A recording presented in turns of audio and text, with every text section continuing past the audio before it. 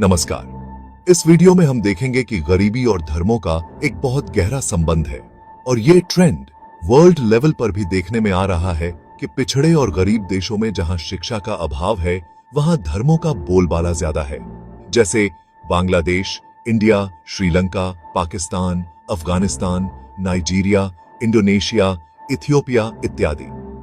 और दूसरी तरफ विकसित देशों में जहां शिक्षा का स्तर ऊंचा है वहां पर इंटेलेक्चुअल क्लास यानी एजुकेटेड और बुद्धिजीवी लोग तथाकथित धर्मों से दूर हटते जा रहे हैं।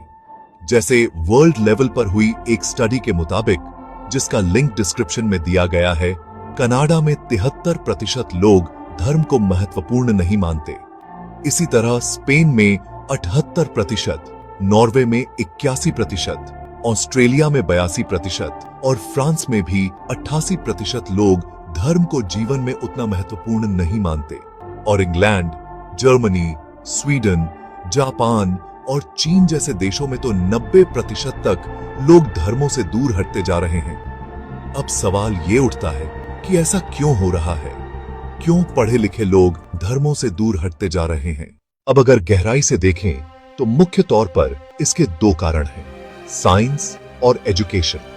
अगर साइंस को देखें तो जिन प्रश्नों के उत्तर पहले धर्म ने बना रखे थे उनके सही जवाब अब साइंस दे रही है। जैसे बारिश क्यों होती है, तो धर्म कहता था कि ये तो इंद्र देवता करवाता है, लेकिन जब साइंस से इसका सही उत्तर मिला तो लोगों के वो भ्रम समाप्त हो गए जो पूजा वगैरह के कारण थे।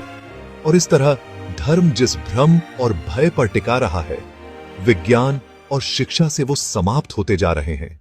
और अब शिक्षा की बात करें तो बुद्धिजीवी लोग ये भी देख रहे हैं कि जहां तक समाज में नैतिकता की बात है, तो नैतिकता का संबंध शिक्षा के स्तर से है, धर्म से नहीं। जैसे आदिकाल में देवी देवताओं को खुश करने के लिए पशुओं की और इंसानों की बलि दी जाती रही है। अब ये एक अनैतिक कार्य था जो धर्म के नाम पर हो रहा था, लेकिन फिर जैसे जैसे शिक्षा बढ़ी और समझ आई तो धीरे धीरे ऐसी बहुत सारी प्रथाएं समाप्त होती चली गईं।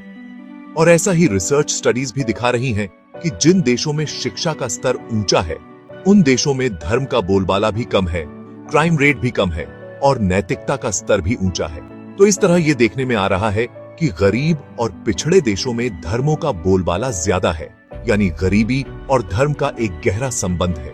और ये तय करना मुश्किल हो जाता है कि क्या गरीब देश धर्म के कारण गरीब हैं या गरीबी के कारण धार्मिक हैं। वैसे आपको क्या लगता है?